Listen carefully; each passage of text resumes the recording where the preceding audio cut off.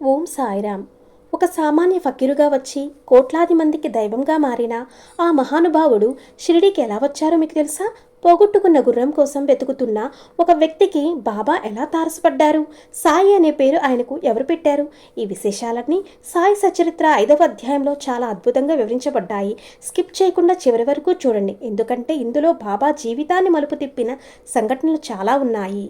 ఔరంగాబాద్ జిల్లాలో ధూప్ గ్రామంలో చాంద్ పటేల్ అనే సంపన్న వ్యక్తి ఉండేవారు. ఒకరోజు ఆయన తన గుర్రాన్ని పోగొట్టుకున్నారు. 2 నెలల పాటు వెతికినా ఫలితం లేకుండా నిరాశగా తిరిగి వస్తుండగా ఒక చెట్టు కింద కూర్చున్న ఒక యువ ఫకీరు ఆయనను పిలిచారు. పాటిల్, ఎక్కడికి వెళ్తున్నావు? ఆ కంచె వెనక వెతుకు, నీ గుర్రం అక్కడే ఉంది. ఆశ్చర్యంగా గుర్రం అక్కడే ఉంది. ఆ యువకుడి శక్తిని చూసి చాంద్ పటేల్ నివ్వెరపోయారు. అప్పుడు బాబా తన చెమటాతో నేలను కొట్టి నీటిని నిప్పును పుట్టించి చిలుములు సిద్ధం చేసుకున్నారు. ఈ అద్భుతాన్ని చూసిన పాటిల్ బాబాను తన ఇంటికి రమ్మని వేడుకున్నారు. అలా బాబా కొంతకాలం పాటు ధూప్ గ్రామంలో ఉన్నారు. చాంద్ పాటిల్ భార్య మేనల్లుడి పెళ్లి షిరిడీలో నిశ్చయమైంది. ఆ పెళ్లి బృందంతో కలిసి బాబా రెండవసారి షిరిడీలో అడుగుపెట్టారు. ఆ బండ్లు షిరిడీలోని ఖండోబా ఆలయం సమీపంలో ఆగాయి. బండి దిగిన ఆ ఫకీరును చూడగానే ఆలయ పూజారి మహల్సాపతి భక్తితో పరవశించిపోయారు. రండి సాయి.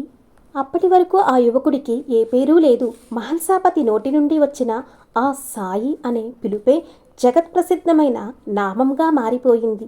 అది కేవలం పిలుపు కాదు, బాబాకు షిరిడీ ఇచ్చిన ఘన స్వాగతం. బాబా షిరిడీకి వచ్చిన మొదట్లో ఇప్పుడు చూస్తున్నట్లు ఉండేవారు కాదు. పొడవైన జుట్టుతోనూ మోకాళ్ళ వరకు ఉండే అంగీ వేసుకునేవారు. ఆయనకు కుస్తీ అంటే చాలా ఇష్టం. షిరిడీలో మొహుద్దీన్ తంబోలి అనే వ్యక్తితో బాబా కుస్తీ పట్టిన సందర్భం ఉంది. ఆ పోటీలో బాబా ఓడిపోయారు. ఆ క్షణం నుండి బాబా తన జీవన శైలిని మార్చుకున్నారు. కఫినీ ధరించి తలకు గుడ్డ కట్టుకుని ఒక నిరుపేదలా ఫకీరుగా మారిపోయారు. గెలుపు ఓటములకు అతీతంగా ఉండాలని బాబా స్వయంగా ఆచరించి చూపారు. బాబా ఉండటానికి ఒక పాడుబడ్డ మసీదుని ఎంచుకున్నారు. ఆశ్చర్యం ఏమిటంటే ఒక హిందూ పూజారి సాయి అని పిలిచారు. ఒక ముస్లిం మసీదులో ఆయన నివాసం ఏర్పరచుకున్నారు. హిందూ ముస్లింల మధ్య ఐక్యతను చాటడమే బాబా ముఖ్య ఉద్దేశ్యం. బాబా అక్కడ దుని వెలిగించి ప్రజల కష్టాలను ఆ అగ్నిలో కాల్చివేశారు. అదే నేడు మనం చూస్తున్న పవిత్ర ద్వారకామాయి. సాయి సచ్చరిత్ర 5వ అధ్యాయం ద్వారా మనకు తెలిసేది ఏమిటంటే, దేవుడు మన జీవితంలోకి రావడానికి ఏదో ఒక నెపం కావాలి. చాంద్ పటేల్ గుర్రం ఎలాగైతే బాబాను ప్రపంచానికి పరిచయం చేసిందో, మన కష్టాలు కూడా బాబాకు మనల్ని దగ్గర చేస్తాయి. ఈ అధ్యాయం చదివినా విన్నా మనకు భక్తిభావన పెరుగుతుంది. ఈ వీడియో మీకు నచ్చితే లైక్ చేయండి. మరిన్ని సాయి లీలల కోసం మన ఛానల్ను సబ్స్క్రైబ్ చేసుకోండి. కమెంట్ బాక్స్లో ఓం సాయిరామ్ అని రాసి మీ భక్తిభావన చాటుకోండి.